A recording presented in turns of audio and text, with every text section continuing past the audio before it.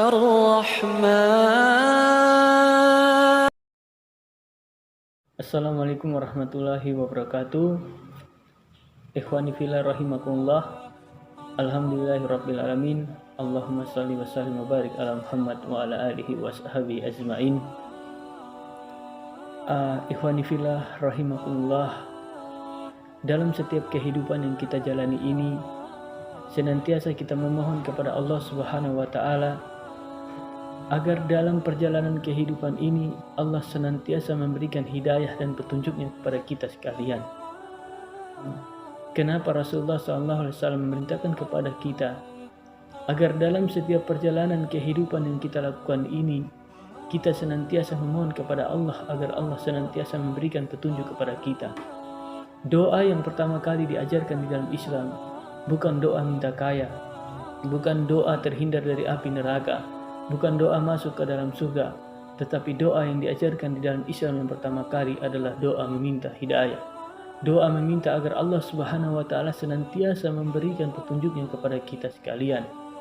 Di dalam setiap sholat kita, setiap kali kita membaca surat Al-Fatihah yang di dalamnya ada sebuah doa ihdinas siratal mustaqim, dan itu setiap kali kita membacanya dalam setiap sholat 5 waktu kita ataupun sholat sunnah kita. Kenapa kita senantiasa memohon agar Allah Subhanahu wa taala senantiasa memberikan petunjuk, senantiasa memberikan kita keistiqomahan dalam berada di jalan ihdinas siratal mustaqim, yaitu jalan yang lurus. Karena kita tidak tahu apakah kita ini di akhir hayat kita, di akhir perjalanan kehidupan kita, apakah kita akan mati dalam keadaan apa? Apakah kita mati dalam keadaan husnul khotimah atau justru sebaliknya kita mati dalam keadaan su'ul khotimah? Kata Rasulullah SAW, ada di antara kalian inna ahadakum fayamalu bi amali ahli jannah, dia beramal dengan amalan-amalan penghuni surga.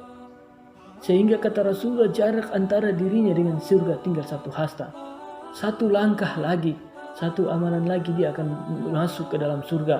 Tetapi apa? Di akhir hayatnya fayamalu bi amali ahli nar, ternyata dia beramal dengan amalan-amalan penghuni neraka, fayadkhuluha, dia pun dilemparkan ke dalam neraka. Kita tidak tahu dalam setiap kehidupan yang kita jalani ini, kenapa kita senantiasa memohon kepada Allah dan dalam setiap sujud kita, dalam setiap doa kita, kita memohon agar Allah Subhanahu wa taala senantiasa memberikan hidayah dan petunjuknya kepada kita. Kita melihat ke belakang tentang kisah orang-orang terdahulu yang mereka penuh dengan bertabur dengan keimanan, tetapi di akhir hayat mereka mati dalam keadaan tidak beriman kepada Allah. Kita bisa melihat seorang Bal'am bin Baura hidup di zaman Nabi Musa, bahkan saking solehnya sampai doa-doanya tidak pernah terlewatkan, doa-doanya selalu dikabulkan oleh Allah Subhanahu wa taala, begitu solehnya. Tetapi apa? Di akhir hayatnya dia mati dalam keadaan murtad kepada Allah Subhanahu wa taala.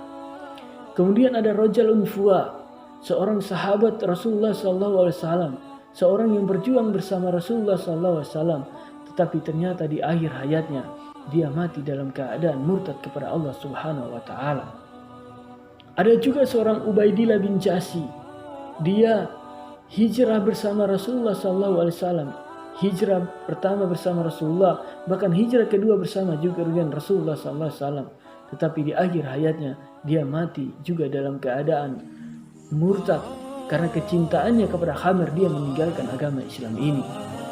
Kemudian juga dikisahkan oleh seorang Imam Qurtubi, mengisahkan tentang seorang muazin yang begitu taatnya, begitu rajinnya, karena jatuh cintanya kepada seorang wanita kafir.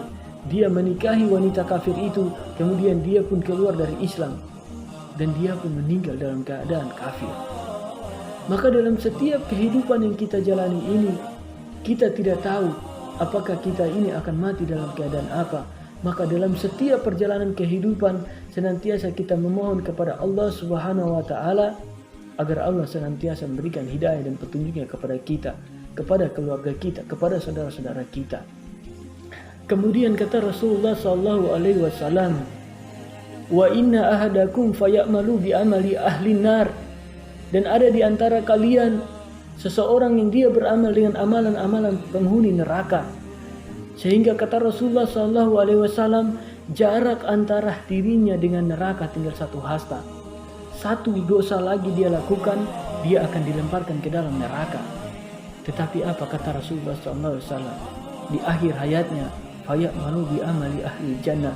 Dia beramal dengan amalan-amalan penghuni surga. Fayadkhuluha, dia pun dilemparkan ke dalam surga. Maka di dalam setiap kehidupan yang kita jalani ini, kita memohon kepada Allah Subhanahu wa taala agar Allah Subhanahu wa taala senantiasa memberikan petunjuk dan hidayahnya kepada kita. Kita jangan pernah bangga dengan amalan-amalan yang kita miliki hari ini. Kita jangan pernah merendahkan orang-orang yang ada di sekitar kita.